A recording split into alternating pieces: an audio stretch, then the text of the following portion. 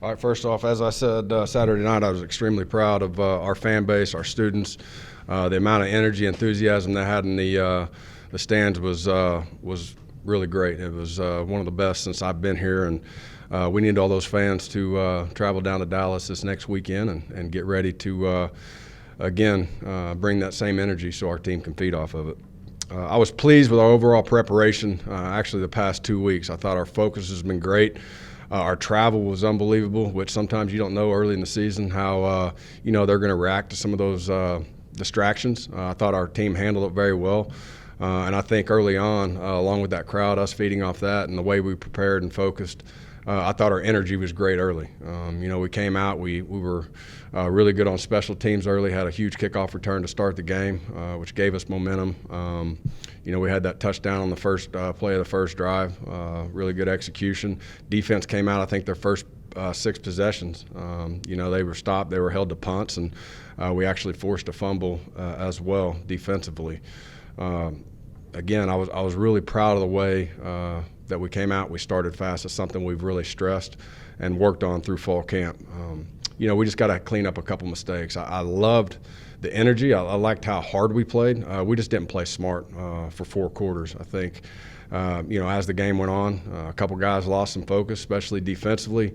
There was just a couple guys out of their gaps, missed communications early on, just making sure you're getting the right call, the right check. So I didn't think we played very smart. Again, especially as the game went on and you get fatigued and it's not 70 and sunny and you're not fresh. And so you got to make sure you do a great job of communicating and making sure you focus in on doing your job. And I just don't feel like we did that over the course of 4 quarters, but I did love their enthusiasm and I love their effort. We just need to clean up those things in order to make sure we come back a week better and make sure that we clean those up for SMU, a much improved football team. We definitely understand the challenge of this week's game. Like I said, SMU has a very good football team.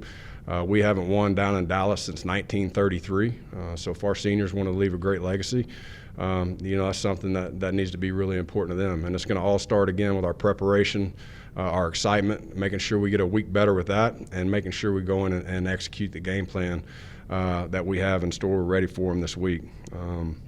This game is a rivalry game. North Texas has played this team more than any other team since 1922.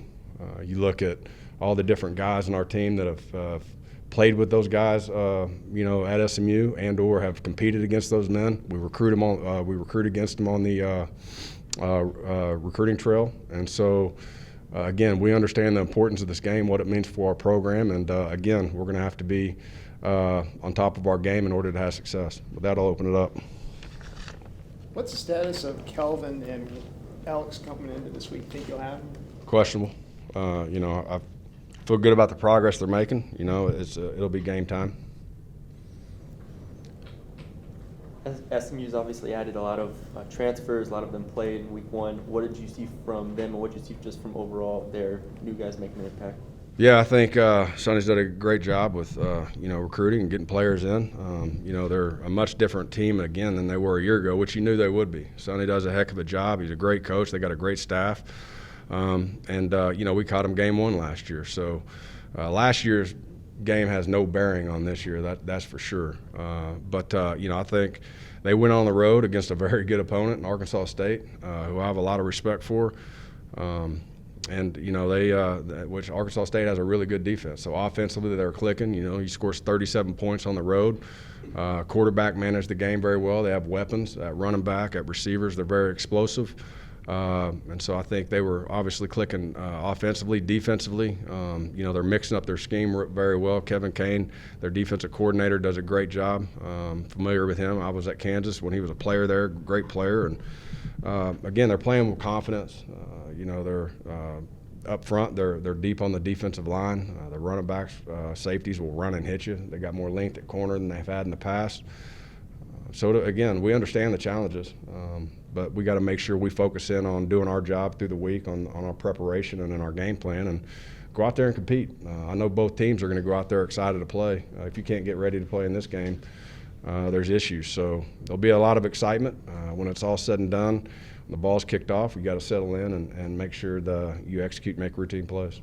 I figure they'll be particularly ready for you guys this year, considering what happened in last year's game. Yeah, I mean, again, this is year 4. We're not sneaking up on anybody, and neither are they.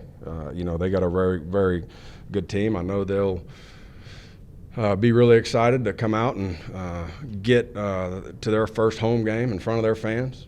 I know they'll be ready to compete, and of course, there's no doubt that both sides are going to want to win that football game, especially again, it's a rivalry. You mentioned Bouchard at quarterback. What did you see from him in his first game with us? I thought he managed the offense really well. Was smart with the football, placed the ball very well, understood. You can really tell he understands defenses and coverages. Just a really smart player, but also has a great arm, great ability to throw the football with his intermediate throws, some of his run pass stuff, and then also he can get it down the field. So he's definitely a great weapon for them. Against Abilene Christian, you mentioned the first 6 drives. What did you see specifically from linebackers and your front 6 in those first? I thought, again, early on, I was pleased. I was pleased with the effort. There weren't a lot of bust. The communication was good, and I think a lot of it's just focus and energy. Being able to sustain that's something that we need to obviously continue to grow on. But again, a lot of those guys for the first time were out there in live action, played significant roles. We had a number of guys who made great plays.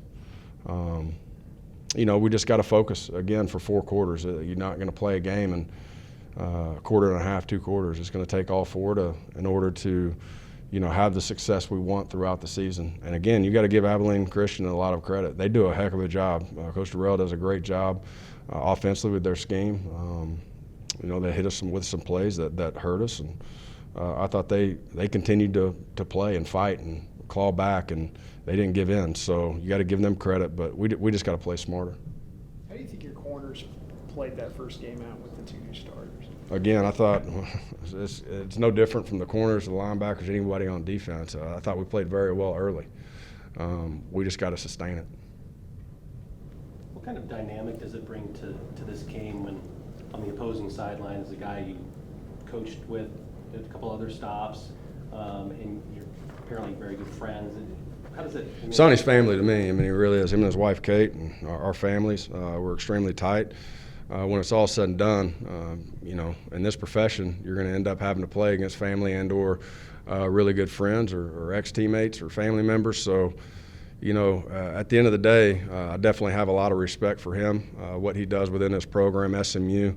But when you get to the game and the whistle blows and you kick the ball off, it's like any other game, and it always has been. You're not really looking over on the sideline across from you who you're going against. You're more focused in on their scheme, the flow of the game, how your players are reacting and doing with your game plan. So once it's kicked off, it is what it is. It's a football game. You mentioned that it's a rivalry game. What did you experience last year after posting such a big win over SMU? Did you hear a lot from UNT fans and supporters? Well, obviously, it's really important to our fans. I mean, again, they view it as a rivalry. We do as well. I think it's an important game for, the DFW area. There's a huge alumni base with both schools. On the recruiting trail, within recruiting, guys that have played with each other, guys that have competed against each other.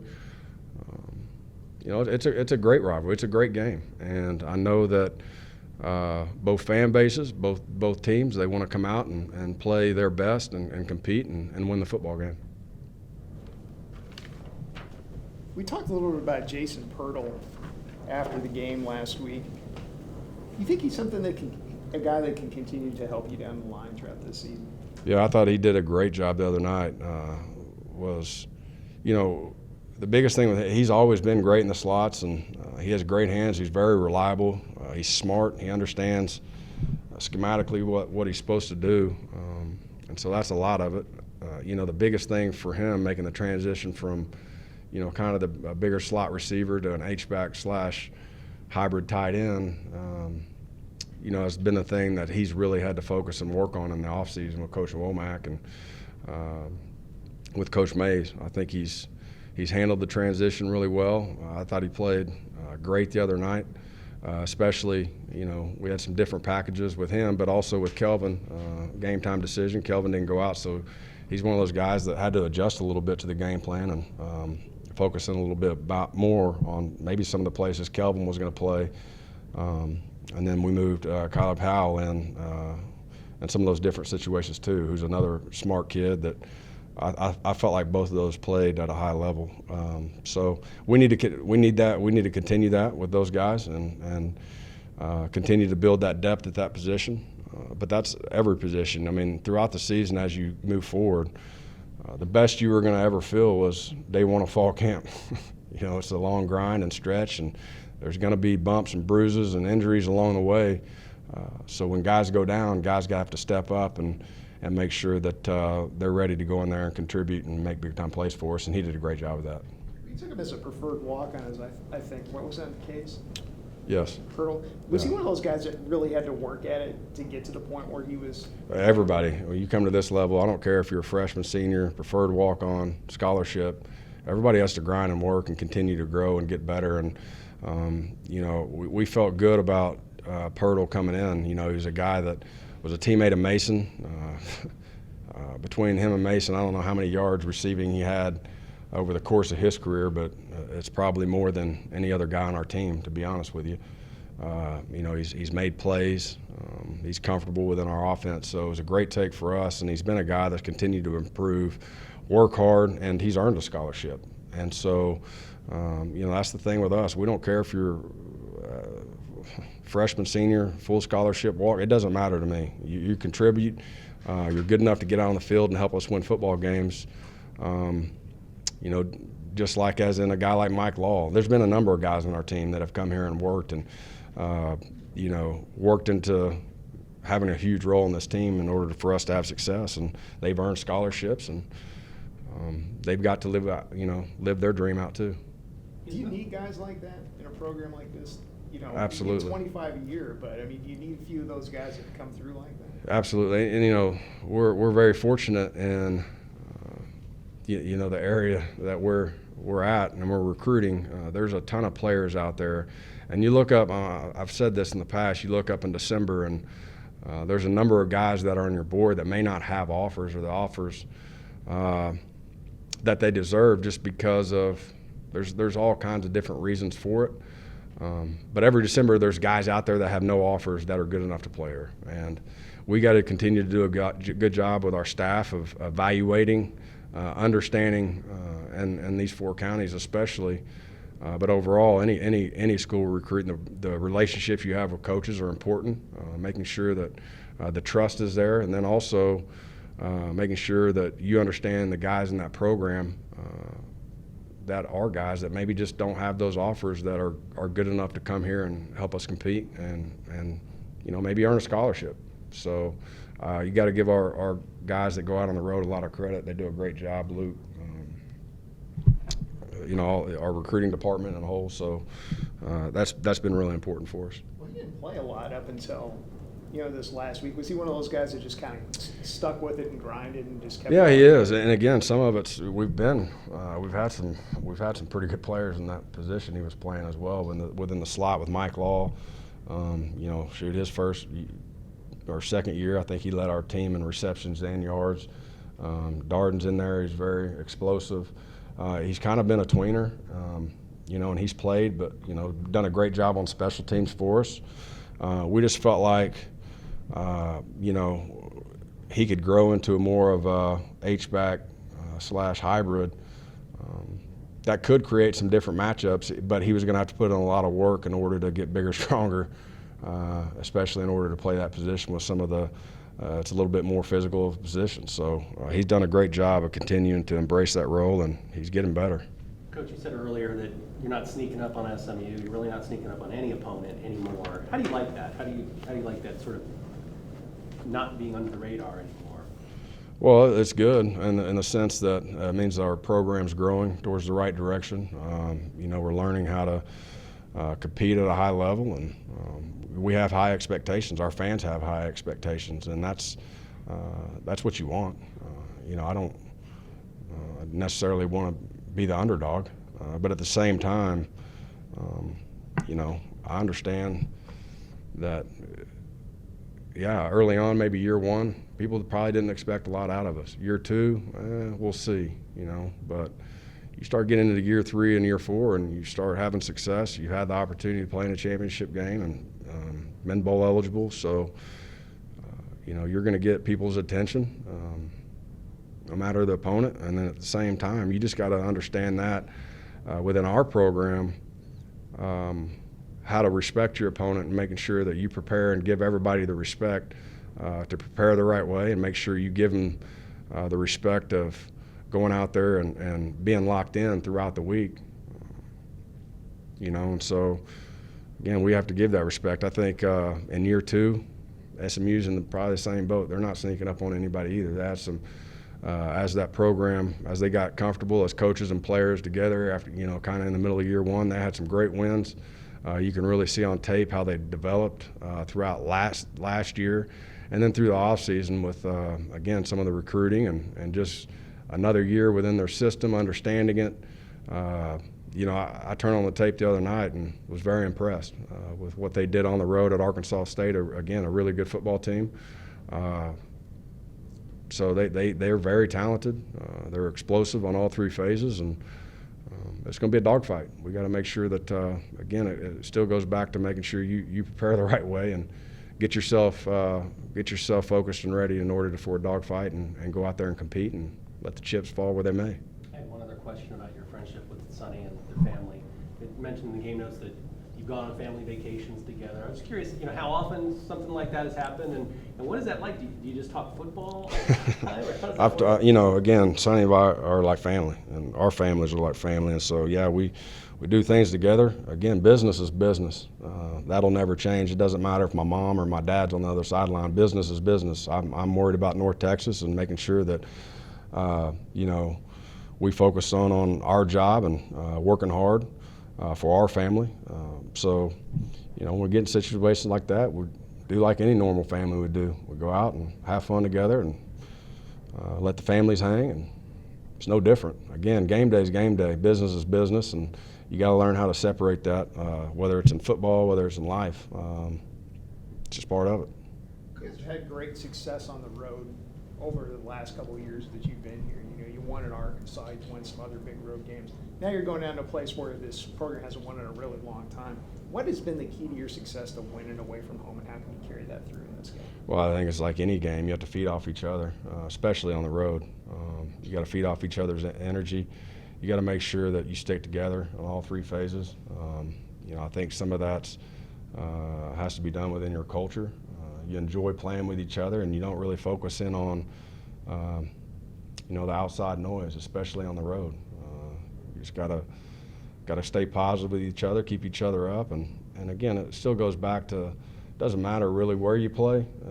It's a matter of making routine plays, executing your job. So it's challenging.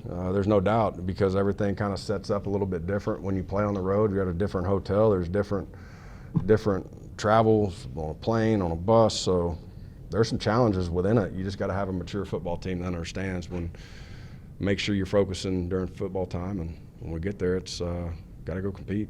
Coach, when you saw that number 1933, was that kind of valuable to think that it's been that long since you've gone down there and win? And what did you think when you saw that? Again, I hadn't seen that, and it is what it is. It's a fact, 1933, and so